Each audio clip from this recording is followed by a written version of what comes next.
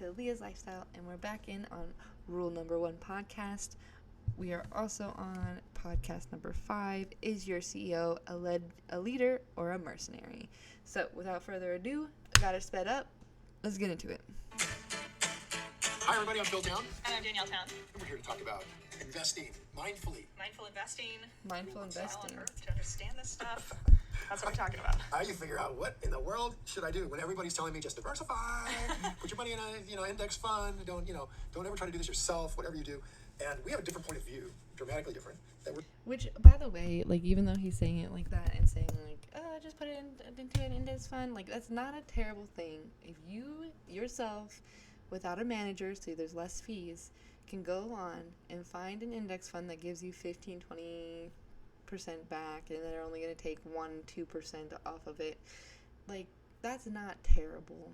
It's not terrible. But again, it is an index fund, and you do not have full control over, like, how it's functioning, who has control over it, when they're going to sell. But, it's not the worst. It's just, it's also not the best. So that we're studying here on this blog, and it starts with realizing It's a podcast. Blog thing is blog. The podcast is what it is, and it's a huge step up in technology for me to go to a podcast. But here's the thing that's cool, is that if you want to learn how to do something well, like let's say snowboard or ski or surf or write or whatever, right? Mm-hmm. You would go to people who are really good at it and you would copy them. And you'd say, who's the best? Well, the best investors in the world, the very best one, obviously, is Warren Buffett. And right next to him is his partner, Charlie Munger. And right there with him are guys like Manish Prabhai and David Einhorn and many more people who use these basic which we've looked into. And his mentor, Ben Graham, pioneered, and which have been effective at producing audited public rates of return. Like, you can prove it for 50, 60 years of 20% plus, which is not supposed to happen. Yeah, that's insane. Yeah, crazy numbers. Like Buffett, if you put $10,000 with Buffett in 1960, you'd have 40 numbers. Which is funny because, like, I don't think in our time we hear, like, not supposed to happen anymore. We just hear, like, it's rare, or it's, like, for the rich people, or, like, you have to have a lot of money. If you put 10,000, is that true? Yeah, 10,000 in the stock market, you'd have, like, gosh. you'd have, like, 500,000 if you put the money in the stock market. There's got to be some people who did that. There are. And here's a classic story. There are people whose door Buffett knocked on and said, hey, let me have $10,000 to invest for you, who did it and made $40 million. And there are those who said no. Yeah, I mean, there's always it's a pain in those Tom, families. you would have said no, because you didn't have the track record, and your whole thing is the track record. Would I have said no to a young guy he did have a little track You would record? have sat here on this podcast and told a story about how some guy showed up with no track record and tried to get you to invest, and you would never do that because it's not the Rule 1 style. You know what, though? If he had come in and said, here's how I'm doing it. I'm buying really good businesses, and I'm buying them when they're on sale. I would have been really interested right there, because you can't put your money with fund managers who do that. I don't know if you do this now. The 99.9% of the people that's you put money true. with do not do that. They just buy wonderful companies, or at least they try to. But they don't worry about what... Actually, I don't feel like even stockbrokers try to buy wonderful companies. They try to buy what makes their portfolio looks good, because that's, like, the whole point of being a stockbroker, right? Is that you have your portfolio and it shows the ups and the downs and where everything's at and how much money you've made within, like, this time period. But they are, like, competing against each other, and so whoever's portfolio looks better at that time, that's, like, the good person, right? That's the good stockbroker. And so it's not even about, like, how much money they make or if they're making money back. It's like, does their portfolio look good? It doesn't matter what companies they have in it, because, it's cool if, like, you buy into NVIDIA, but it's not cool if you're buying at the top and then, like, it goes down, so you get rid of the stock and you've just lost money. So yeah, stockbrokers, I don't really think, the more that I've learned about them and how, like, their stuff works, like, I really don't think they're really there for the benefit of making money. It's more of the benefit of making their portfolio look good in that time frame that it's happening. But whether they're on sale or not. And that little difference there is the difference between having $500,000 after 40 years and having $40 million. Is that because they're focusing on day trading or more quick trading rather than the longer term investment? Well, they say Day they're trading. longer-term investors. I'm talking about the guys who are running the biggest mutual funds in the world. They say they're longer-term investors, but the truth is that about the average length of time a fund manager with a typical mutual fund holds a stock is like 2 or 3 months.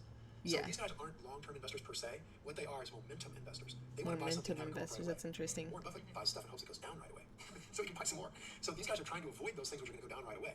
Right, and if you do that, because it makes their portfolio you've look got to be bad. able to call it right at the bottom perfectly, or you're never buying stuff on sale. Yeah. And in fact, there's a whole theory in the market. We'll get into this in another podcast, but there's an entire theory in the market that says you can't buy anything on sale. Wait till I tell you about that one. There's a theory in the market that you can't buy anything on Let's listen to sale. Charlie Munger. I That's want you to hear Charlie insane. Munger again. We've been starting these off with Charlie. So we've listened to this 5 or 6 times now. It's really long. It's It's a whole minute. And It's a whole he gives minute. the 4 basic principles of investing. Again, we're going to do it again. So he gives Okay. them really quickly here. We've already talked about the first 2, and we're going to now, I think, talk about the third one. And the first one was, you have to be capable. Be capable of understanding. Keyword The capable. second one The was second one is, you have to have... the intrinsic value. The intrinsic, you have to figure Intrinsic out. value, Which is what we just- That's right. We can do intrinsic value. Yeah, that's a another different thing. one. Yeah. The intrinsic Which, characteristic. if you're following along with the book we just went over today, you can go find that on my YouTube, which is the intrinsic characteristics that are durable. To create a durable competitive advantage. Exactamundo. Okay, this is really good. These are the keys, right, to really nailing it. So let's hear Charlie again. And here's the thing about like us doing like where we're listening to the podcast and reading the book at the same time. First off, I'm rereading this book. Like I read it 3 years ago, and I remember being like, oh, I get this one better than all the other ones, but I still never really acted on it.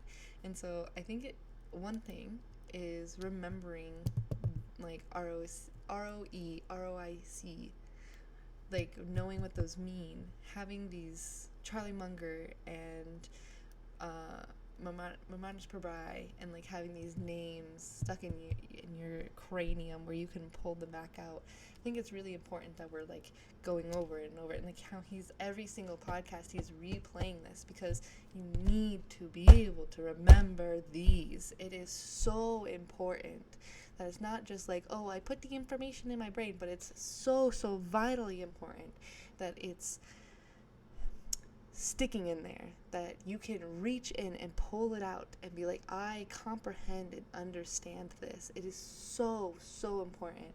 And when I first started reading books 3 years ago, I was just reading them and trying to like take in some of the information. I didn't really understand at that time that like I needed to be like, really suck in the information. I needed to not just memorize it, but be able to recall it. So I think it's really important that I know some of this comes repetitive. You're like, oh, I heard that before. But try and put that away. If you've heard it before, that's great. But like, if you don't hear it that day, could you regurgitate it to somebody else and explain it to them as if you were the person that's how, like playing it over and over and over again? Because if you can't, then the information's not locked in there. You don't fully understand it. You could not look into the businesses and truly get what it is that you're looking at. Again, we'll repeat those two, and then we'll add a couple more. Here we go. Go, John. We have to deal with things that we're capable of understanding. And then, once we're over that filter, we have to have Your circle of competence. a business with some intrinsic characteristics that give it a durable competitive advantage. And then, of course, we would vastly prefer a management Moat. place with a lot of integrity and talent. And We would like to have, which means you need to look into CEOs, you need to look into the board of executives, you need to understand how the company's been run, and has the company been run by an idiot and stayed well. finally, no matter how wonderful it is, it's not worth an infinite price. So we have to have a price The last, that makes sense. And give some can't wait for that one. I'm excited for that one. Institutes of life. That's a very simple set of ideas. And the reason that our ideas have not spread faster is they're too simple. The professional classes can't justify their existence if that's all they have to say. which we looked into the last time on the podcast, which was completely and 100% true, that even still this day, 2026, that the majority of schools that are teaching how to invest, teaching finance, teaching how the stock market works, are still encouraging other forms of way of investing that go along with not making the most, with not being able to make 20% every year on your return. So 15 to 20%. Him making 20, I think it was like 26% or something like that. So it's just crazy that there's so much proof that it can work this way, that value investing is important, but yet they won't teach it. They won't teach these things. They're theories that maybe you kind of grace through. It's not the main course that you're learning, which is absolutely crazy, absolutely bedonkers to me that that's how it works. But hey, schools are really just there as another form of capitalism, so what can you say? It's also obvious and so simple. What would they have to do with the rest of the semester? She just makes me laugh every single time. It's also obvious. It's so simple. What do you do? Here we are like several hours into this now. Absolutely. We're just sort of peeling back the onion. I think you could easily spend a lot of time on that. So it's actually, there's another reason, why the professors don't teach this stuff. Yeah, but like you would have to. I think the thing is that the reason why you have to spend a lot of time on it is because like it's you looking up the data. It's you paying attention to specific companies that are specific to your circle of competence, right? And a teacher can't teach you your circle of competence for a whole group. They would be different each one, which means the teacher would have to sit with each student. And that's just not how our schools are set up. That's not how education is set up here in the US especially, right? So there's a particular reason I can perceive why it is like that. I just think that it shows that we have some large changes that need to be done, not only to our education system, but to the information that we're teaching people. This stuff, and it isn't because it's so simple, although it is simple. What would they have to do? That's Charlie's sort of being, hyperbolic there, I think, a bit. The reason is because they don't believe you can do it. They just don't believe you can do it. They don't believe people can beat the market. And There's no way that's true when there's people who beat the market. au contraire. It is absolutely true. You know what? I think I disagree with him here. I do think that they think people could beat the market, and I think that's why they don't teach it. Because they don't want people beating the market. The truth is if every single person here could beat the market, if every average adult, every person who went to finance school, investing school, whatever the fuck they call it, if every person coming out of that could then beat the market, then who would be making all the money? We would be. Not the really large companies, not the really rich billionaires, not our president, right? Like, the people would be, and then the money would be much more evenly spread, but it's not. And I think and I think they know that. I just can't imagine that they're that ignorant, that stupid, that they're that incompetent to think that people just couldn't. I think they just don't want us to. And, a big reason why I can't imagine that they're that dumb to think that we just couldn't is because why else would they have our education system still set up as if it was World War I, World War II? Why would they? It would have grown, it would have adjusted, but they get something out of us being educated this way. They get something, money, they get something, in my opinion, I think it's money, but they get something, they achieve something from us not being educated appropriately. They get something from keeping us ignorant or keeping us believing that there's only one way to do things. And I don't see how the people who create the education system and who show this kind of, they get to see this kind of stuff, can look at the data, because in the book it shows, in the last chapter, it shows that there's been plenty of data collected to prove that the education system should be adjusted on this one thing. And I also know, just from experience and from other research I've done, is that that's not the only place that it happens in. The way that we've done math, right?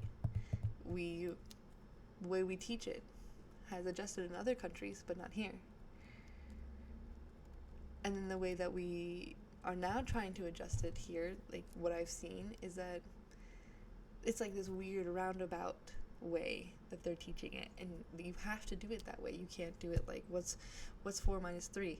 Oh, it's 1. No, there's like this weird way now where like there's like scratches and you do this thing, and so I think it's just our system is created to create the mass majority of people to just follow along, to just do what they're told, to just go with the plan. And I think that even sits here. And so I'm a little sad that he doesn't see that, but he's like a large, major, just investor-focused kind of person. So I'm not surprised that he thinks that the upper people just think, oh, they're just too dumb. They won't ever figure it out. We should just teach them this. I really do think it's because they're like, we can't let them learn how to do it this way, because we can't let the majority of the population become financially free. We need them dependent on this. We need them to think that they have to work like this. We need them to think that this is the only way, so that the majority of the money can stay in these very particular people's pockets. I do think that's exactly the reason why it is like that, and I think the reason that they push back on any new information or like indoctrinating new things like this into our education system is purely for the fact that they just don't want people to be financially independent from the government. True, and in fact, there have been entire careers made around the idea that you can't beat the market in academia, and they always have to deal with the Charlie Mungers of the world and the Warren Buffetts, who just obviously slaughtered the market, not for once or twice or just a couple years. No, they beat it for 50, 60 years. Yeah, exactly. So how do you... Yeah, but like, why would someone make a full career off, like, if they know it's worked for somebody else, why would you make a full career off of telling people that that's a lie when there's proof that it's not, if you didn't have something to gain from it, if you didn't have something to gain from the people not figuring it out? I'm just saying. How do you deal with that? Yeah. We're gonna talk about that next time. Excellent tee up Next there, time? Dad. All right. Well done. Okay, now Never we're mind. gonna play another game. Let's switch topics. Yeah. So I don't want to get to that ahead of this, because Charlie's doing this in an order for Yes. a reason. Order. It's like you're entering this funnel. Order. And the top of the funnel is, are you capable of understanding this business that you're about to buy? And then the next layer down is, hey, is this a really good business based on having intrinsic characteristics as the model of the business gives it a big moat, which makes it tough to compete with. And then the next, if it's got that, then you're interested in, well, who's running it? Can they screw up the moat in some way? And last time we talked a little bit about worrying about the CEOs might be mercenaries or something. And, Right, we're going to get into that now. I think Yeah, it's time to get into I think that. you're describing basically an inverted pyramid with the value, or the I want to say the values, but that's not quite right. The understanding of the company, which brings your values into it, and then the intrinsic characteristics, and then management, and the last thing is the price, right? Right. So the first three, which are understanding, then these intrinsic characteristics that give it a moat, a durable competitive advantage, and the management, those three form what I think of as the three parts of your checklist to determine if it's a wonderful business. And that's something Charlie said. He used the word wonderful. That's right. So that's what we're targeting, is a wonderful business. And a wonderful business is, if you think about it, simply one that you understand, one that has this characteristic of a moat that's durable, and it has some talented managers that have a lot of integrity. So let's talk about what that means in this world to have a lot of integrity, because I think that item is something that they let slip off the Harvard You just keep course list. bragging on Harvard. They're the ones turning out these guys that are operating outside the boundaries of the big picture. And I don't say they're operating without integrity. But what I would say is that they have forgotten, many of the people who are running these companies have forgotten that in capitalism, in a place of freedom, there's a role of responsibility. With freedom comes great responsibility. And what I see, you're laughing. Why are you laughing? Because isn't that from Star Wars? It is? Is that Obi-Wan Kenobi? Which one is it? It's Yoda. It's Yoda. Oh, man, I need to be working on my Yoda accent. But just because Yoda said it doesn't make it not true. It doesn't make it untrue or true. It's part of the thing. It's part of Star Wars. And so we can say we don't know, but we can explore if this is true. And I think that it might be true. I feel like this, that the people who, we use the word manager or management. Charlie just used those words. But we didn't use the word leadership. And I think that we sort of assume that the people who are managing these businesses are the leaders of the business. That may be a false assumption. So when I'm looking at this on my checklist, and I know that what I'm looking for is a management team with a lot of integrity and talent, to quote Charlie, I want to think of that in a certain kind of way. So if you grant me a minute, I want to jump into that. What do you mean by integrity? Sure. Yeah. Okay. So integrity is really sort of the idea that what you see is what you get. You're an integrated human being. That you're not presenting one picture to the outside, but you're something different on the inside. And on the basis of that definition, I would say we've got a lot of people running these companies who are not integrated. So can we just go back for a minute? You're talking about information that you have about people who are managing companies. Yeah. Before we even discuss our opinion of that management style, where do you get information about these people? Well, it used to be, it was really hard to get information. Yeah. You'd have to hope somebody interviewed them and really dug in, and it would be in the New York Times, it would be in the Wall Street Journal, it would be in the periodicals that we talked about early on in terms of coming to understand this business. So the first step in understanding who's running the company, the management team, is understanding the industry they're in. That's why Charlie's got that up at the top. So if you don't have that in your canyon, if that's not part of your circle of competence, if it's not what you really understand, then it's very hard to judge the management team. But if it is, if you understand Chipotle Grill's industry, then you could have a better chance of understanding what this management team is doing, because they are going to write about their industry in the 10Ks. They're going to talk about it in the quarterly earnings reports, and all of this is stuff you have access to as an investor. It was hard to get back in the old days, and you'd have to send away for the annual report, and they'd send it to you, get it 2 weeks later.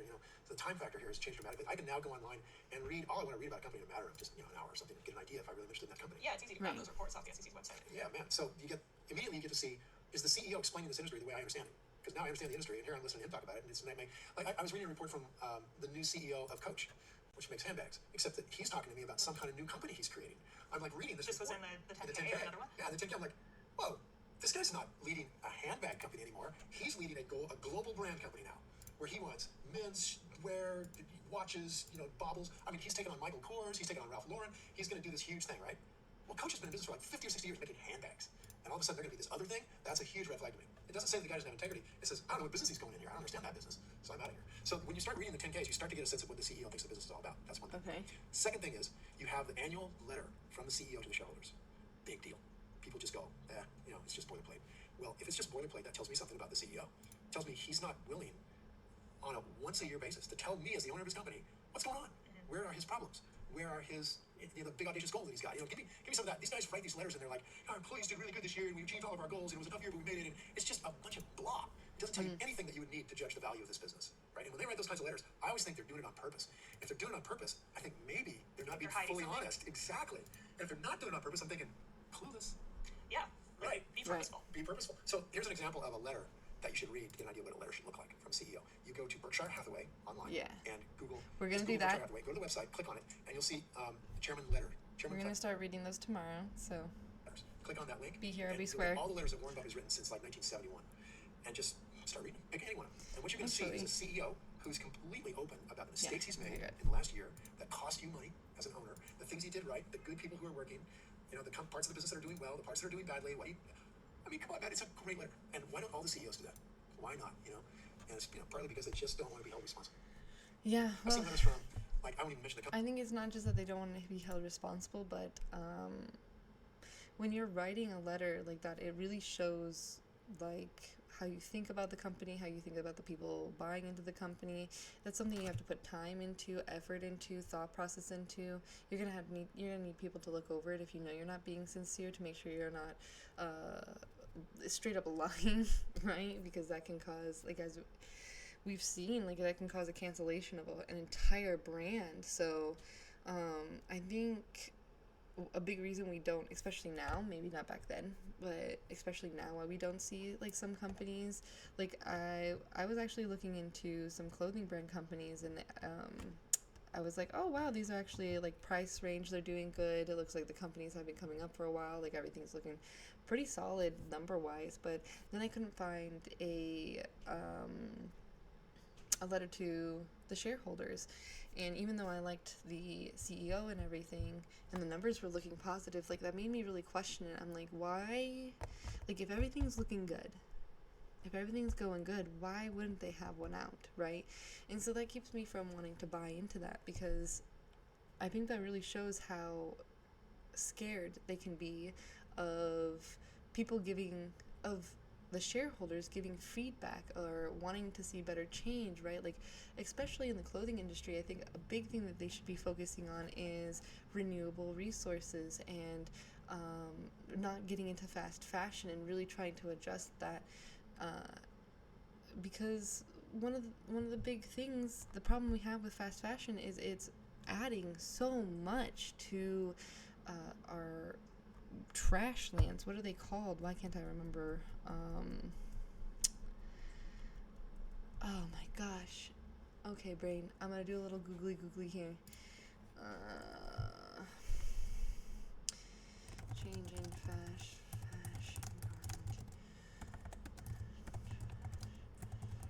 before.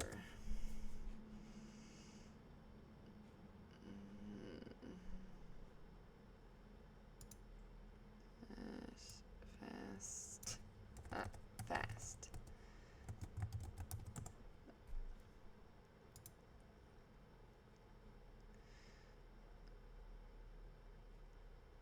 Okay, so it says here, fast fashion waste has shifted from a slow accumulation to a high volume crisis.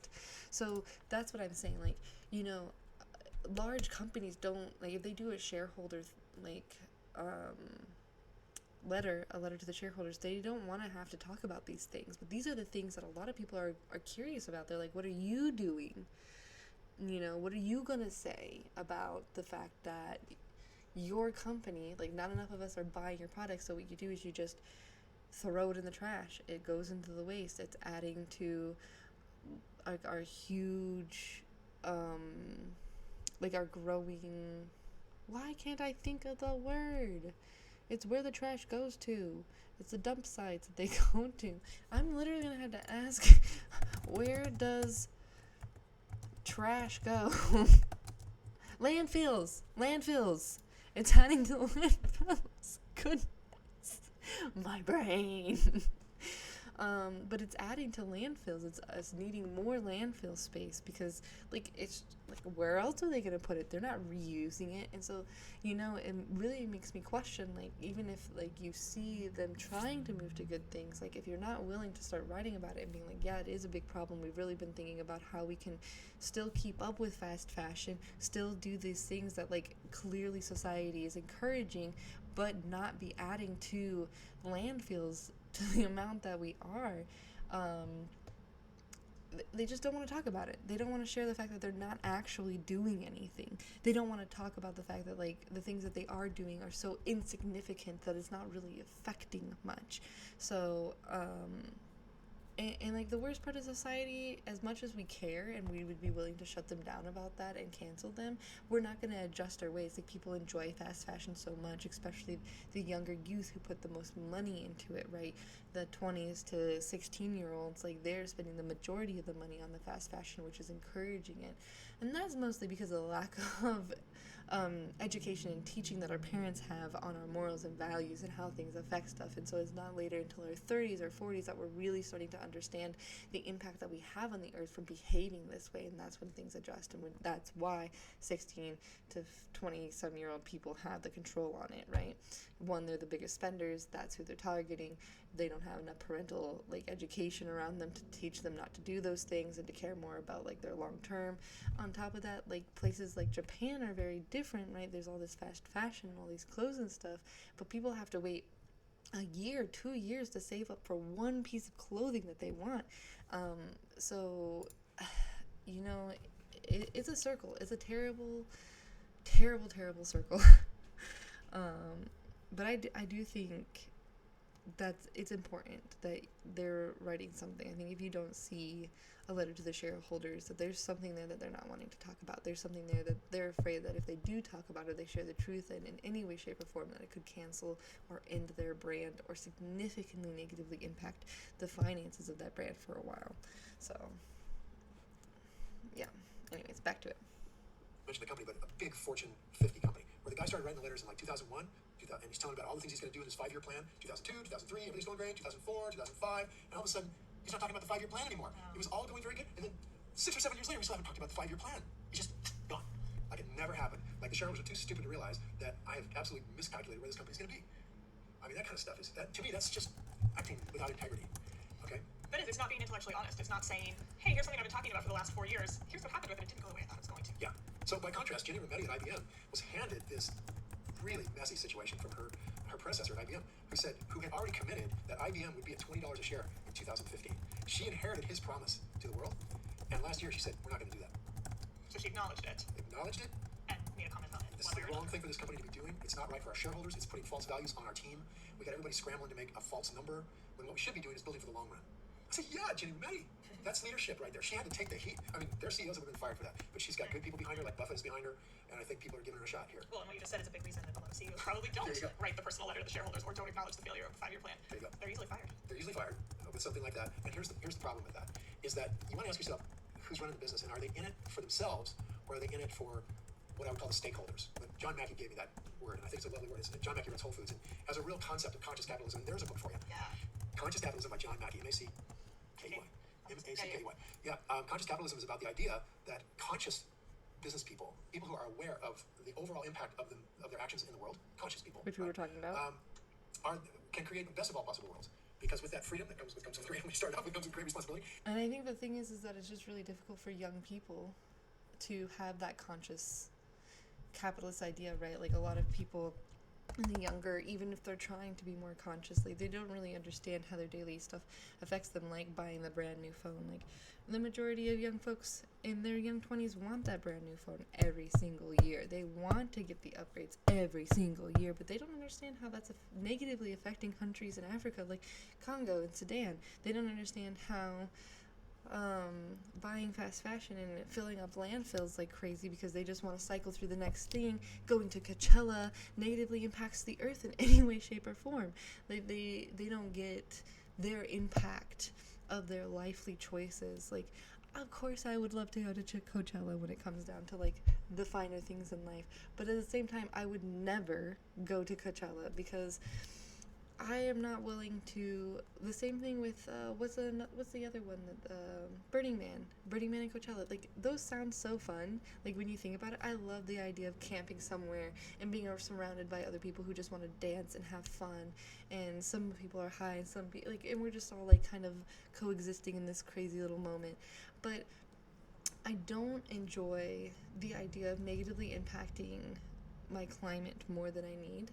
I don't enjoy the idea of ignoring things that are happening in the world, like wars and genocides and food shortages and the oil increase of things, and being like, well, I'm just going to go disappear for a week, because that privilege to do so is so high that I can perceive my small contribution enough that like I'm not willing to invest my time, money, and resources into that to add to that. And it's the same thing with investing here. Like you can invest into McDonald's, you can invest into Coca-Cola, you can invest into Walmart all you want. Like that, sure, it's fine. That's your choice, and it will probably make you money over time too. But the question is, like, are those the companies you want to support? Are those the companies you think that are going to be good for the world? Are those the companies you feel like are, giving back the money to the things that they're harming? And if not, do you feel like you can create enough resources to counteract, like from that investment? Do you feel like you can create enough resources from that to counteract the negativity that you are encouraging by investing in them? And I think being extremely conscious about that is way more important than people put merit on.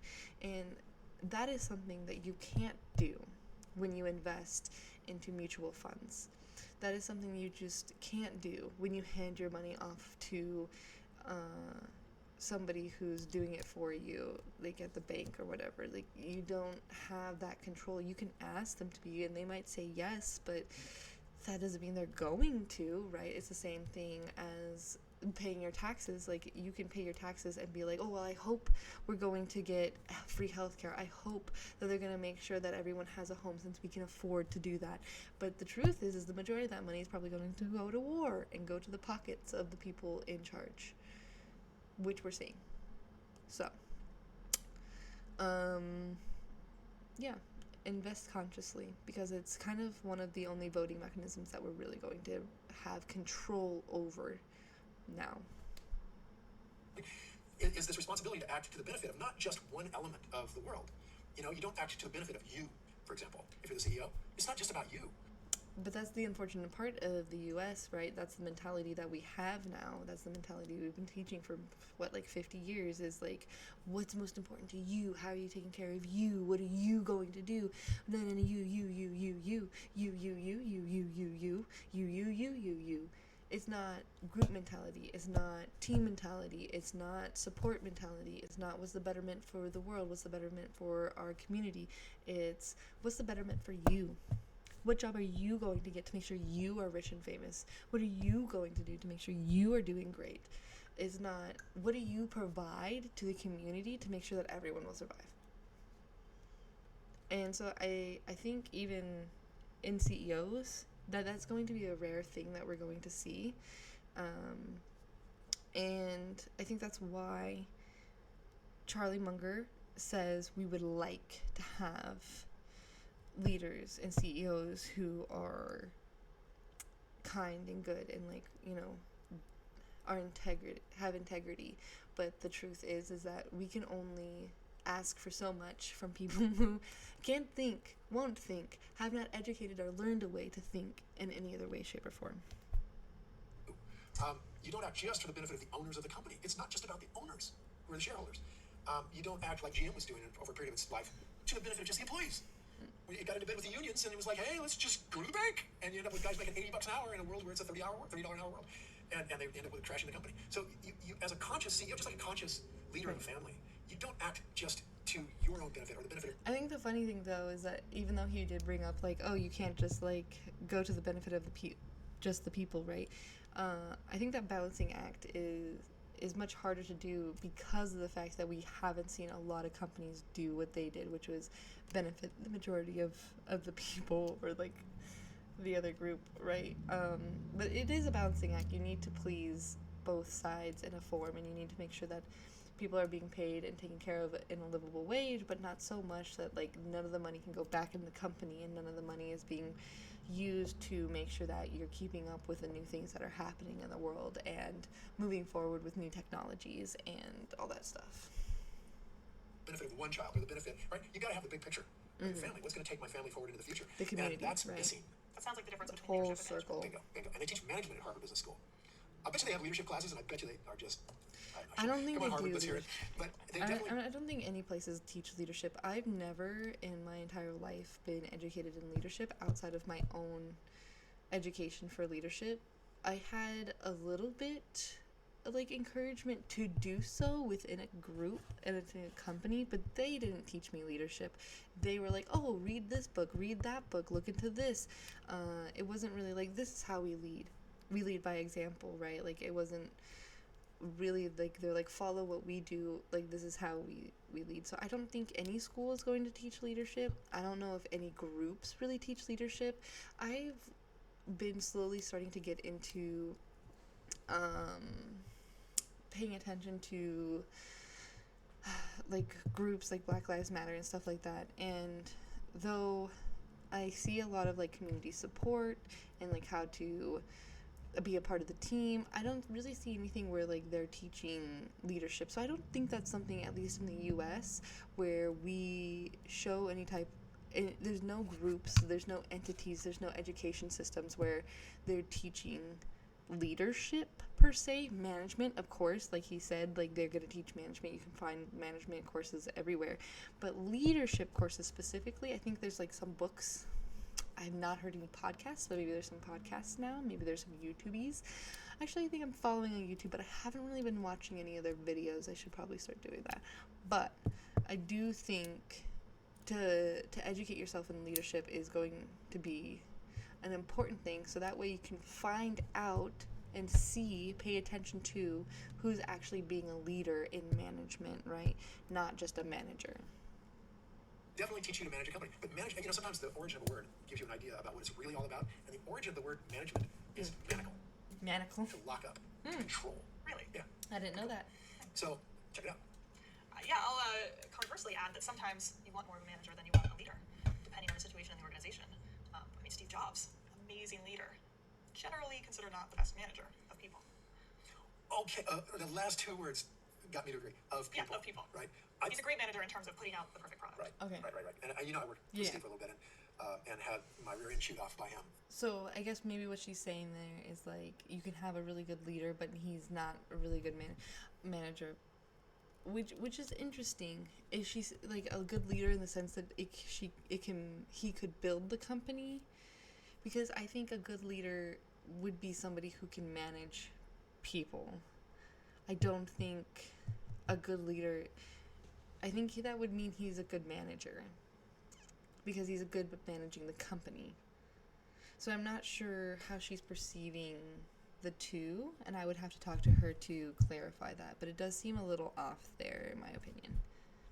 On one occasion. And I can tell you how rough he is, and how quick he can pull the trigger and be wrong. And he wouldn't back up from it, just ignore it and go on. So very, very rough on people. But like you said. See, like, again, I don't think a good leader would be somebody who would say, like, this is the right path and we're just going to do it no matter what. I think a good leader would be able to say, this is the right path, this is why I think it, give me your opinions on why you think it's not or why you agree. Because a leader is somebody who can guide people and a company. Like, they're not just going to be, I think most of the people we're going to find are honest leaders going to be managers. I don't think there are many, if any at all, true leaders in managing large companies. So that's why I really like that in the book they were really specific about the fact that the verbiage for like looking for this is they would like to find managers with integrity. Like to. It was in a perfect world, if you can find it, if you know what to look for and you can do that, they would like that. But not that you will find it or this is how to find it, right? The intensity that he had, and his big, gigantic, huge, audacious goals that he was setting, and his incredible focus and talent and consciousness on what a great product should look like, that drove that company. Absolutely. And it made Right. people just suck it up. It's like being around Patton, Jim Well, it's like Patton. you have to have a leader. Well, maybe I'm getting this wrong. I was just thinking you have to have a leader, but do you really have to have a manager? But you probably do really have to have a manager. Well, you can hire managers. Yeah. You know? But you can't just have a manager without any leadership, without any direction. And that's often what we have, is we have managers, and they just manage these companies into the dirt.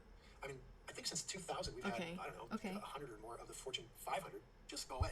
Get absorbed into other companies or whatever. So I guess what they're saying is like a leader, maybe not perfect, maybe not my idealistic of what a leader should be, but like a good leader / manager of a company should be somebody who is kind of like Steve Jobs in the sense in which they have these big audacious goals where they can see like the future of the company, they know how to get there, and maybe they're not always the best at leading people to them, but they're good at pushing the company in the right direction, right?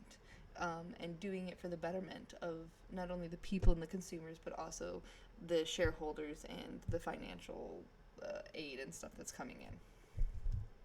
Companies or whatever. So, and in fact, the amount of companies that have lived for 100 years is a pretty short list. So clearly there's something about managing that causes ultimately the failure of that Well, it's business. not always it's often not a failure for a company to be acquired. That's often an excellent outcome for a company. Okay, fair enough. And maybe it's an excellent outcome for the company. I wouldn't argue that entirely would be, not the case. So, but I'm just thinking of like, how important it is to have someone that has a vision of where this company is going to go and can communicate that vision to the troops and get people fired up. And so one of the criteria that we have as sort of this Warren Buffett style investor is we love it when managers have a big audacious goal. They're charged up by something that they want to do to change the world. And often it's to be the best in their industry, to change the industry, to change the way consumers use products. That was Jobs' thing, just like to change the way people do things in their lives. But we love that because what happens is the manager can communicate that vision. You can get people to come to work who are the best people. I mean, like who are willing to work 60 hours a week and just bust their butts to make this vision come true. I mean, people want to work for something other than just money. That's not enough to drive you to work every day. Well, there are all those studies that show that I don't know the exact numbers, but it's something like if you're making, I'm just making up these numbers, but if you make below $30,000 a year, then your happiness is increased dramatically by making more money than that. Like, so let's say you make $30,000 and you go up to $60,000, your happiness increases hugely just because of your change in money, which makes total sense because that's a huge difference in living and lifestyle and Yeah, your when I accessibility. went from $4,000 a year to like, 8,000, that was a big deal. That's a big deal. But once you get over a certain threshold, and I don't remember what it was, but let's say like 80,000, your happiness really doesn't increase that much, no matter how much more money you make, until I think you probably get into some stratosphere numbers, when it really can make a difference in your lifestyle and where you live and what your family can do. That really is what changes your happiness level. Yeah. So that's right. People do work for a certain amount of money, and then after that, it's about the hairy, audacious goal. It's about creating something. It's about doing something you're passionate about. It's about being creative at work with people you like. Those are all the things that make people excited about working besides just money. Yeah, I mean, we all want to work someplace where it matters. Exactly. I think we do. Exactly. I mean, I love that. I want to invest. After a certain point, like After we all a have to certain have the point, right amount of money. yeah. Then it's about those things. Yeah, you gotta have your basic, and I think that's a big problem with a lot of companies these days, is like you have to have your basic needs taken care of first before you can get excited with a company. And I think that's a big thing about making sure that like a company is taking care of its employees, like that balance that we were like talking about is like, yes, the CEOs and everyone putting in the finances need to be taken care of, but also if you're not taking care of your employees, then like eventually the company's going to fail because they're not going to want to show up for extra hours, they're not going to put in anything extra there, and you're just going to be stuck with like having to like high turnover of people and always trying to manage the new people and train the new people, and then like the old people getting like cutting loose and having to do that again and again and again and again and again. And that sucks energy out of the company and sucks resources out of the situation. So, which is it's actually one reason why I'm not sure I'd ever invest in Amazon. It's like a really big question for me, is because that was one of like the largest mailing companies essentially at this point, bigger than UPS and all that. Actually, it's so funny. I got an order from Walmart, and they actually used Amazon to send us some of our food. So that was really funny to look at. I was like, okay, thanks, I guess. So yeah, it's like I can see the progress that they are going through, but I also know that they don't take care of their employees like any way, shape, or form. And there was actually in 2021, I remember I was starting an MLM, and one of the things that happened was they have kind of like a little MLM Amazon situation going on where you can put your products on Amazon. Amazon will sell them for you, and like, you can keep them in a storehouse and they'll ship them. You keep your product in a storehouse and they'll ship that for you. But you got like a pretty good sizable percentage from that. And then after some time, they decided that you would only get 1% of the profit. And so people who were making a livelihood off of this essentially couldn't. Like, they had to triple the amount that they were selling to be able to make a livelihood from it. So, don't really like supporting or thinking about working with companies like that, or investing in companies that do that kind of thing, where they would rather keep more of the profit than give a livable wage to people who are making that profit for them. I do believe they lost quite a bit of sellers at that point because people just weren't making enough money from it, and they moved on to some other things. And I never looked into how that actually affected. Actually, I'm gonna look at that. Amazon's MLM profits from 2021 to present. Let's see. I'm curious. Now that I brought it up. Company, but it's, I know. Large portion of its retail business. Amazon's, what would they call it? Actually, I remember, what is Amazon's equal to MLM, like, MLM, what is Amazon's equal to MLM seller's name?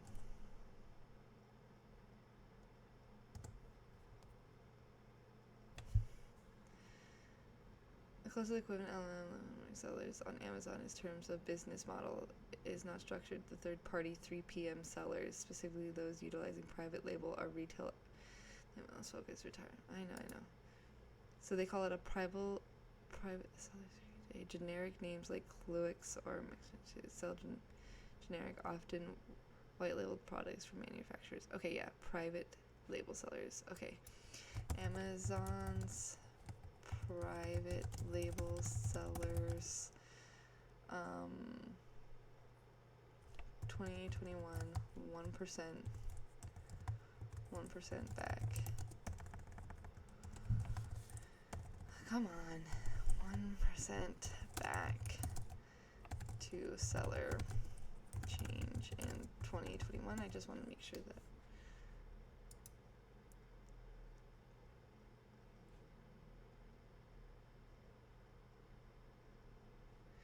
I remember in 2021, Amazon's online sellers changed so they only got 1%, right? I remember this. What was that about? Based on Amazon's affiliate program. See, I fucking knew it. It's not MLM affiliate program. It's the same shit. It's the same shit. God damn, that pissed me off. Amazon's affiliate program revenue from 2021 to present. There we are. Sometimes you gotta look for those perfect words. The Amazon affiliate program means a major, though lower paying revenue source for creators, with most affiliates earning less than $1,000 per month, while experienced marketers can generate $10,000 a month. Industry-wide affiliate market grew from $6.2 billion in 2018 to $9.1 billion in 2021, driven by the pandemic era. But then they cut it to 1%, so what is it now?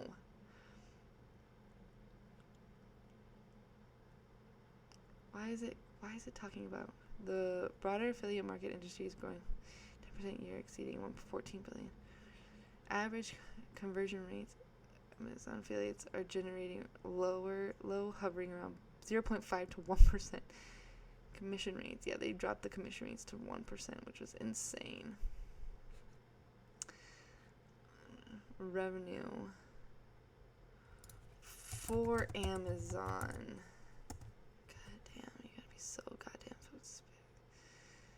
not publicly disclose its specific revenue. What? Them assholes. Scale of impact. Amazon's e-commerce dominance continued. Affiliate payout model. Payout changes. Earning data. 23. The average earning. Wow, you know what? That's fucking stupid. They do not disclose how much they make from the affiliate program.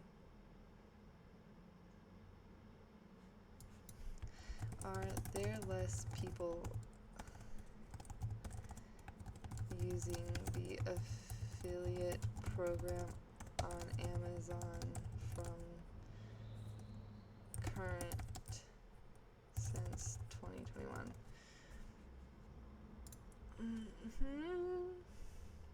Number of active high volume affiliate market focused solely on traditional Amazon affiliate website has declined. Yep, it's declined. Reduced profitability. Yep, because you used to be able to earn 10 to 60%, and now it's you can earn 0.5% to 1%. Increased compensation. CEOs changed. Many established niche sites have seen decreased trafficking, partially due to engine updates. Yeah. So that's probably why they don't show anything, because they don't want to see that they fucked themselves. That's what happens. But it's shit like that. Like, the Amazon's doing better in other things. Maybe they're just trying to cut the affiliate program, and that's why they did it. But I don't know why they didn't just cut it all together then. At that point, maybe they just felt like they were going to get too much lashback. In other words, Let's continue. I have my heart in and everything, but if you don't pay me enough, I'm going to starve, and so I can't do that. Yeah, exactly. Which is sad. I mean, I think that the key thing for, let's say, most people who've got a little bit to invest, or they want to have a little bit to invest, is, for as far as what we're talking about, it goes all the way back to the values thing that we started with, which is, hey, if this is I think about this kind of part of what I do, then putting my money where my mouth is, where my values are, is a fabulous way to connect into what I'm doing and drives me forward with it. Just like a CEO who can create this vision can drive his organization forward. Like there's this road in near Palo Alto, near Stanford, called Sand Hill Road, and it's got a string of venture capital companies that have started up there, And there's a hill up on the kind of the south side of Sand Hill Road. What is that? You can walk up on it. It's one of those sort of brown hills, with all the grass on it. And you get to the top of this, and you're looking down. To the north is these, sort of like Mediterranean, Spanish-looking buildings that got all these venture capital. This is where so many amazing businesses have been. I don't know what venture capital companies are. Hold on one second. Okay. It's a firm, an investment management company. Oh, okay. Funded from, right? So it's kind of a historic place. There's a and over fancy there, kind name of a little bit to the east, is Stanford, which is investing in freaking fund historic. It's awesome. You can see managers. it. Got And it. then down the hill to the south is this beautiful ranch with like Got it. fencing and horses out there. They're gorgeous, and beautiful cars in the turnaround, and there's a pool, and it's just this gorgeous house, gorgeous ranch. Right. Like in Palo Alto, right? And there's this guy that took an engineer up to the top of that hill, and to try to recruit him into his startup. This is like a fabled story, or this This is a fabled story. This is somebody you know? No, it's a fabled story. And he says, look, I want you to leave your company you're with. Come with me in this startup. I know it's risky for you, but come with me in the startup. And if you bust your butt, you work hard, you crank it hard, and we realize this vision, look down there. You see that ranch? All of that will be mine. Which, to me, is this classic stupid thing that people do when they're running these companies, is they forget that it's not about them. Yeah. It's about the people that are there with you on this journey. If you work hard enough, I'll be a billionaire. And you're not going to get where you want to go. I mean, you could squeeze it, right? People can come on board a big company and squeeze it and choke it and get the benefit of that, and they do it all the time. I mean, the guy that took Albertsons down the tubes ended up walking away with $40 million. I mean, it's unbelievable. These guys put up golden. What?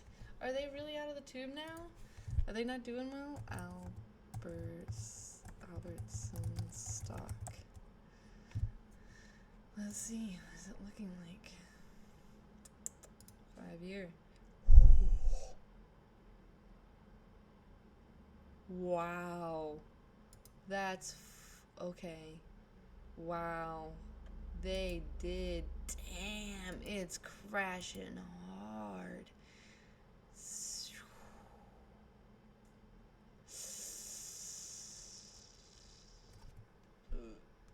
Like a golden parachute clauses are. Oh, yeah. Where it basically says that so somebody takes over the company, the company gets sold, they just get a fortune.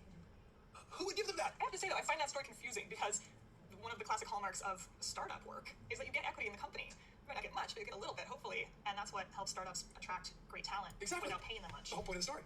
Well, but your story was about how the guy who was the VC was the one who was going to make all the money, right? Yeah, which means there's no way he's going to get this guy on board.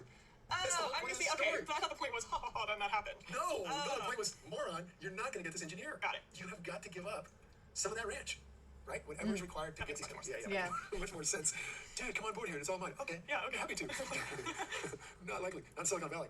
And yet, that's the way CEOs operate a lot of public companies. Once they've gotten big, they think it can be their own little piggy bank. Yeah, it's a really interesting contrast between a startup and a very well-established public company, is that startups very consciously cannot exist without talented people coming in and making it happen. And that's why they give a part of their equity from founders to their employees and from VCs to employees to attract those people, because the But companies... unfortunately, with startups, they don't have the year to prove that they're able to produce a product and keep up with the changing world and times and be able to adjust with, like, cancellations or, you know, the stock market crash or any of that. So if they don't have the proof that they can live through that, then, you know, it's kind of hard to, like, invest in them. But there's a lot to just will not work for those weigh. people. And I think that's still true for a large publicly traded company, but it's ignored because there's so much money and it's been around for so long, or who knows, it's just so complicated, or they have thousands of employees that you just sort of taken for granted in a sense. There's some sense of that is lost in between those stages. That's a huge point. I hadn't actually thought of it like that, but that's obviously emerging corporations are your expertise, and it's just amazing to me, now that you say it, that of course startups operate on the basis of sharing equity and figuring out how we're going to parcel this all out. Otherwise, you wouldn't get the best people. Absolutely. And yet, because they can't afford to pay them. They don't have enough money to pay them market salary, so it's part of their compensation.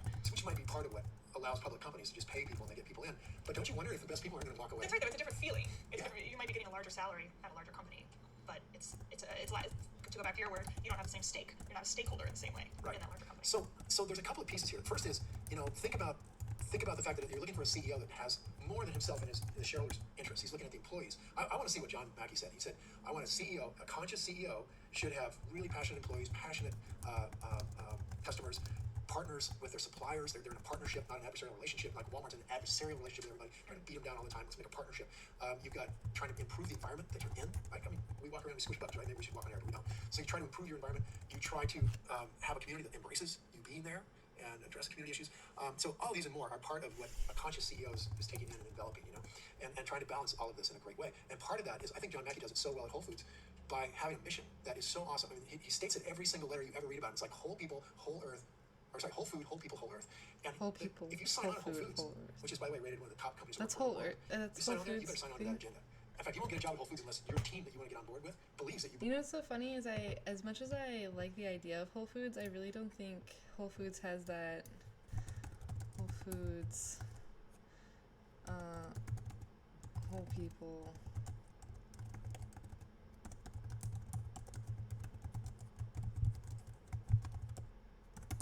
I don't think they actually have that statement, because I think there was some research done on Whole Foods like a few years ago that the company, even though it says it's like Whole Foods, there's plenty of things that are just bought from like the same companies that you can get at other stores for cheaper, and they're just like repackaged to look more better. To nourish people and the planet, independence, recognize the connection between stakeholders, including customers, team members, suppliers, and community, quality standards, strict vetting processes for products regarding ingredient stability and animal welfare. I want to believe this, but I feel like maybe it was a different company that's like similar to Whole Foods. Let's see. Companies that say they are like Whole Foods but are not. Let's see what comes up. I remember something. Several retailers position themselves as natural organic alternatives to Whole Foods market, but differ significantly in quality standards, product selection, and pricing modules. Key examples: Sprouts Farmers Market is beginning Trader Joe's. Maybe it was Trader Joe's. Don't think Trader Joe's is actually that great. People like it, but while it offers many organic, natural, and provide label products, it is more of a curated specialty store rather than a full-service one-stop shop. Okay.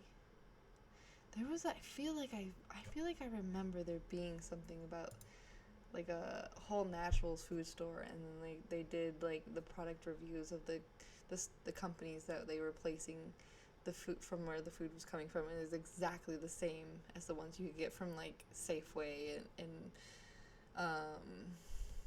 Walmart and all that. It was just like packaged differently, and I was like, oh gosh. But I'll need to do some more research and figure that out later. That might be a different time. That you believe that passionately, and those people are evangelical about their whole mission down there. And I'll tell you something else. You and I just went down and ate at Chipotle, right? Which is a company that has a mission. It's fast casual. And it has an idea of bringing in natural ingredients, natural Antibiotic-free meat. and meat that's walking around. It's I'm not a cage. so excited about. I am too, and it's the step they can take, right? And you know they'll take more in the future if they can because they're leading. That's right. I think that's really important what you just said. It's hard for a startup to do everything right from the very beginning and still grow and make money. Yeah. And so I think Chipotle has done a great job of doing what they can at each step along the way. I do too. And guess what? We're served by a guy who's behind the counter, and I say, hey, give me a double load of that guacamole right there, And he puts it on, and I'm laughing because I love it. And he starts laughing. I go, what are you doing? He goes, what did he say? Something like, I don't know, I just really enjoy watching you, Yeah, he thought it was hilarious that you were so into the guacamole. Exactly. And then he only charged you for one scoop, which was very nice. Did he really? Oh my gosh. Okay, but don't say that on here. So, but he was enjoying what he's doing there. And he's got customers who are excited about what he's got to sell. And I love a company that's like that. I just think it's so critical that companies build on that basis, So this is all kind of, you can read about this in Conscious Capitalism, what Mackey has to say, and I think it's worth pursuing if you're going to be an investor because it ties back into your values. And you don't have to have that set of values, but if you don't have a set of values, that's a good one to start with, right there. So that's kind of the stuff I look at. If you don't have a good set of values, about what they're doing. Are they leading? You don't have to have a good set of values, but honestly, I think your morals and values and having them perceivably good, right? Like where the goal is for the betterment of the earth, the betterment of yourself, the betterment of society, the betterment of community, that will probably give you hopefully longer lasting companies that will stand the test of time. From the point of view of a big audacious goal, are they stakeholder oriented? And finally, do I think they're really telling me the truth? Are they an honest, owner-oriented guy? They're going to let me know what's really going on. And so we're talking about how do you figure that out? Is rough. Right. Yeah. So we talked about the 10K, the 10 Qs. If you don't know what the 10 Qs are, these are quarterly reports that come out. Yeah. And reading them is important. You got to do that. But the key is every quarter, these CEOs come out and give an earnings report to analysts of public companies. And that is really interesting stuff. Okay. And all of those quarterly earning reports they're right on the company's website. They tell you what date it's going to be. Make a little note on your calendar to attend if you're going to be an owner or Are you talking about the call with the shareholders? Yeah, the call. Okay. Yeah. So the report itself is just a report. Yeah. And then they also, when it comes out, they usually have a call with shareholders. Exactly. Like they issue it out that day, and then that afternoon they have a call. And the cool thing about this is typically the CEO gets on that. I'm just going to say schedule the quarterly calls to be on for companies you invest in. Just enough quarterly to me. report or earnings report, and you're listening to the CEO explain to Wall Street. This is my favorite part. Wall Street MBAs from Harvard, Wharton, Princeton, smart people who are trying to become ultimately either top-level analysts or their own hedge fund or their own mutual fund. So they're looking to demonstrate that they're knowledgeable about this business and try to find something about this business that someone hasn't explained, that they feel is a little bit of a gray area. So the CEO gives this 30-minute report on what's going on. Typically the CFO, Chief Financial Officer, kicks in and explains the numbers. And then you get 30 minutes of Q&A. And man, listen to those and you will start to you'll start to feel the character of the CEO. You'll hear him or her answer questions directly, completely, concisely, or wallow all over the place like you didn't understand the question. You go like, whoa, this guy didn't understand that guy's question. Or he intentionally is obfuscating the issue, just completely throwing smoke. I mean, you can hear it when somebody's just blowing smoke. And that would give you pause. So Right? you actually listen to the tapes? Yeah, listen to them. Do companies put them up on their websites, or do you have to go to the SEC's website for that? No, you can, the companies almost always put it on their website. And you can also read the transcript on a website called Seeking Alpha. So if you miss Seeking it, Alpha. Yeah, we've talked you about listen, that a few times you can listen now. to it later, or you can scan the transcript. If you see anything in there, go back and listen. But you should really listen to a few because that gives you an idea of who the people are, whether you trust them or not. And ultimately, that's what it's coming down to. Charlie says, I want a manager with a lot of integrity and talent. Why integrity? Because I want to trust that the guys Would tell me like the truth, to have a manager. So finding that out is a little bit of a process. You just listen to the 10Ks. It helps if the people have got a track record, by the way. You can look up their bio. It's and true. if they've had, one outstanding company after another, chances are they're really a hotshot manager. And, then you listen to the 10Q reports. Yeah, that's a good point. You could see what made them leave their previous company, how much they got paid to leave. Exactly. And you get to see if people are leaving Home Depot and going to run Chrysler. It's like, wonder if that guy's a mercenary. Or did he suddenly go from being absolutely all passionate about, home supplies to, suddenly passionate about automobiles? Could he just be a really great CEO who wanted a new challenge? Yeah, it could be a really great CEO that wanted a new challenge. But to me, it's a little You're bit like, no. You're watching me roll my eyes a little bit because I'm just thinking, it's like watching Steve Jobs leave Apple and go to Ford. It's just such a huge step. It's a different, I don't know. I mean, Steve Jobs goes from Apple to Next to Pixar, yeah, All of which he started himself. or jumped into. But there are very talented CEOs out there who are excellent at leading companies, and I would think occasionally switch companies, and without having started any of them. And you're kind of looking skeptical I'm trying to about that idea. think. Put it like this: when Buffett buys a company, one of the things he's doing when he buys the entire company is he's buying the management team that's there. Because he doesn't want to run it. He doesn't want to have to take it over. A lot of people have the mistaken idea that Buffett has made these much higher than market rates of return because he gets involved and changes the nature of the company because he's such a great business guy. Nothing could be farther from the truth. His nightmare is having to get involved. So what he's got, which is amazing, is a whole stable of multi-millionaire CEOs who are vastly rich, who are going to work every day because they're passionate about what they do. That's really cool. So I would say The exception is the guy that's jumping from one industry to the next industry, because he's just this genius leader manager guy or woman. I don't know. Guy or woman? The track record hasn't been all that wonderful. I'm curious about that. I'd like to look into that a little bit. Come back and tell me what you think. Yeah, I'm curious because, again, in the startup world, I feel like I'm bringing this up a lot, but there are. I think a lot it's of people who crazy are that she excellent talks about CEOs startups so who are much. experts in taking a new company which they did not start from So an early stage, not not from the very beginning, safe. but from an early stage to an exit, to being sold or being or acquiring another company and turning into something else, or maybe going to an IPO. And they'll go from company to company and do that, usually in the same industry. So those people are not mercenaries; they're excellent at what they do. Well, that doesn't make them not mercenaries.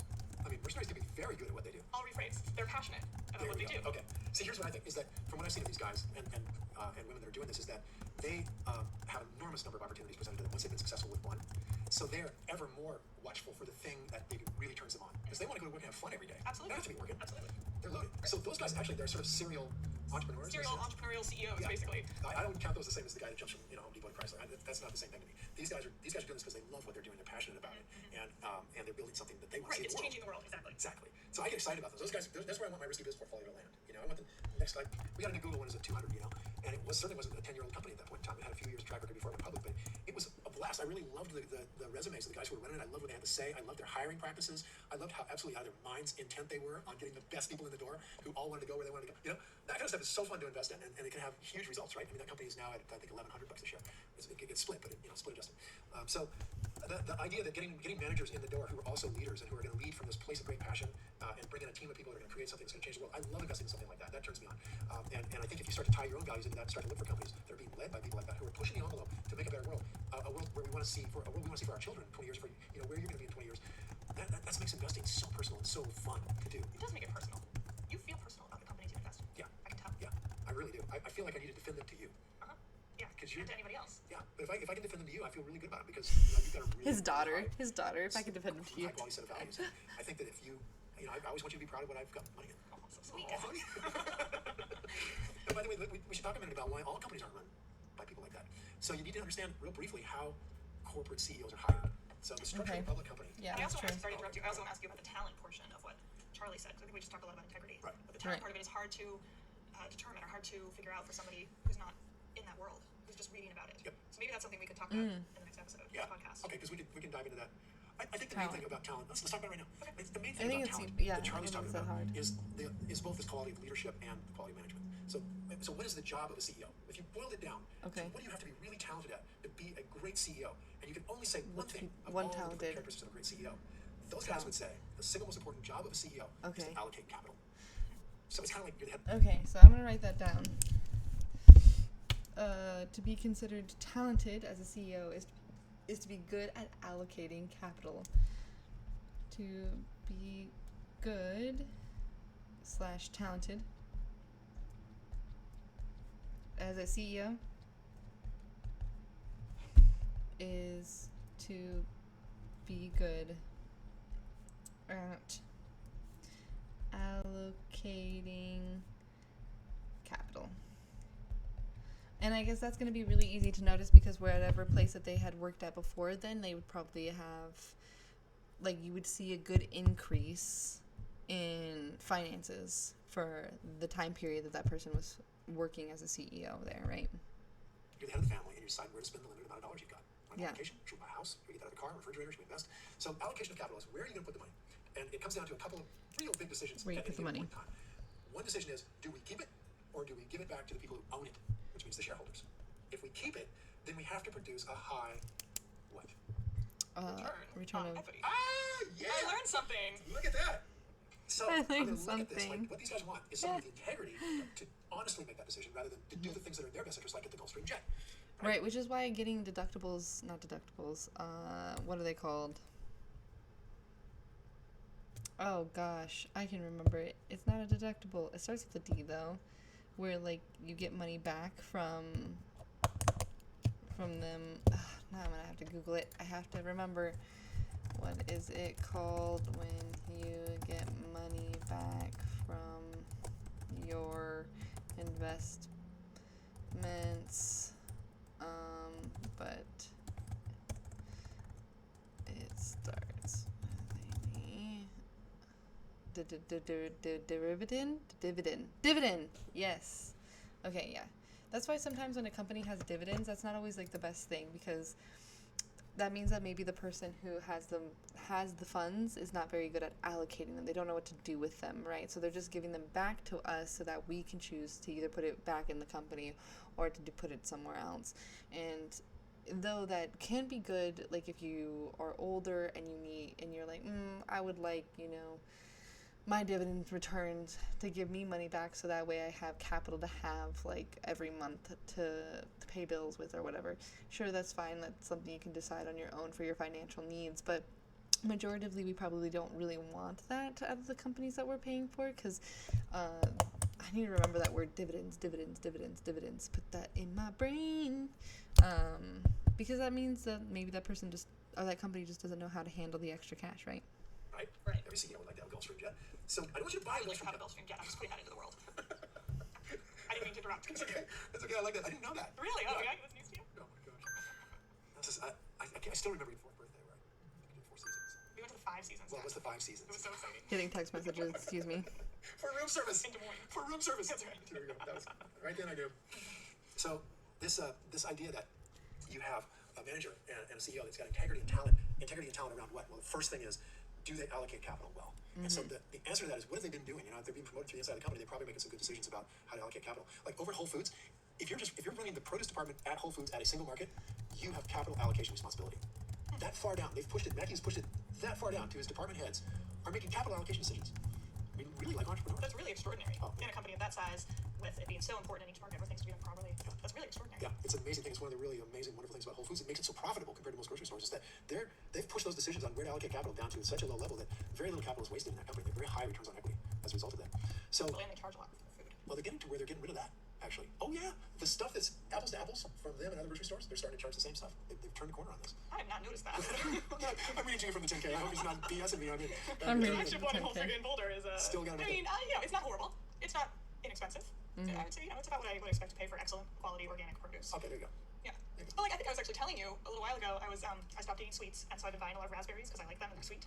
And so I've become quite an expert on raspberry prices and raspberry quality.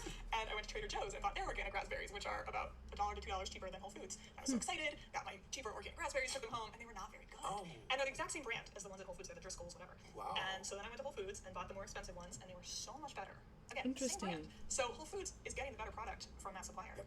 and they obviously are paying them for that. Wow, that's a moat. So maybe that thing that I was reading about, maybe it was about Whole Foods, and maybe the difference is just quality, because I do remember reading something about some type of organic, natural, like food, like thing, company, and I can't remember the name. Maybe it was Whole Foods, but then I remember reading the data, like said that, like it's the same. They buy from the same companies, like, but the price is a little bit more here, and so people didn't really feel like it was worth buying from that company if from the grocery store that I can't remember what the name was. I think now it's Whole Foods for sure. If you could buy them the same stuff from a different company cheaper, but if she's saying that like the quality is quite different, then I can see why the price range would be a bit different as well. Moat. Absolutely. Yep. And so now I would rather not waste my, couple dollars less on the. I'm sorry. I love Trader Joe's. I don't mean to put that one down at all. I love Trader Joe's, but the raspberries were better at Whole Foods, so I would rather pay a little more for that. I think that's huge, and that's a capital Interesting. allocation decision that they decided they would go out there and create these relationships, and they built that into a real distribution Yeah. mode. Yeah. So, and some people would rather, aren't paying as much attention to their raspberry quality as I I pay am. a lot of No, but attention. some people are not, and so they'll buy the ones at Trader Joe's. So it works out for everybody. Yeah. There are options. I think options are good. Competitive markets are good. Yep. So you've got these guys. Let's come back to the CEOs for a second. They're allocating capital. That's the first talent. And how would you know this person is good at this job, right? And the way you would know if they've just come on board is to look at their track record, where they've been. If they're in a public company and they're running this company, they've got some sort of track record they've got in there. So you try to dig that out. That's not always very easy to find. So if we don't know for sure, then you'll notice that Charlie hedges a little on the management thing. A little different than everything else. I did notice that. Yeah, it's not as firm. He says, I would prefer Yes. that management have integrity. Right, Yes. I prefer. But if That's he's a got very a management specific team that they're language. not so sure is great at allocating capital. I would like. But the company has this intrinsic characteristics that give it a vastly durable moat. What they say about Which it, is another reason why they say, like, sometimes you're buying a company that even when an idiot is, like, functioning with it, even when an idiot is, in charge of it, that they can't destroy the entire company. Yeah, maybe it will go down a little bit, but then that's a good time to buy, right? Because then it might be in a good selling point and a buying point for you, a cheap point where when it goes up again, you're going to be in that safety and margin. So God, it's so mean. They go, we want those intrinsic characteristics that give it a durable competitive advantage to be so great that even an idiot can run this company, because someday an idiot will. And here's the thing, they end up buying into those companies oftentimes when an idiot is running them. Because what? Because that's when the prices are lower. The guys screwed it up, but Charlie and Warren and other guys like me were looking to see, is the moat there? If this is a good moat, it will survive a bad management group. And what's going to happen is the board is going to get a lot of pressure to get these guys out of there and move some good people in who know what they're doing. And that intrinsic value, or that intrinsic characteristics of durable competitive advantage, those things carry the company. That's the critical thing. So Charlie's waffling slightly. I mean, we prefer this, obviously, but oftentimes when you're buying something on sale, it's the management team that put it there. Oh, that's interesting. And they're going to be gone. Yeah, because if you're looking at a company that has all these fantastic intrinsic characteristics of a durable competitive advantage, why would the price be low? Exactly. Somebody screwed it up.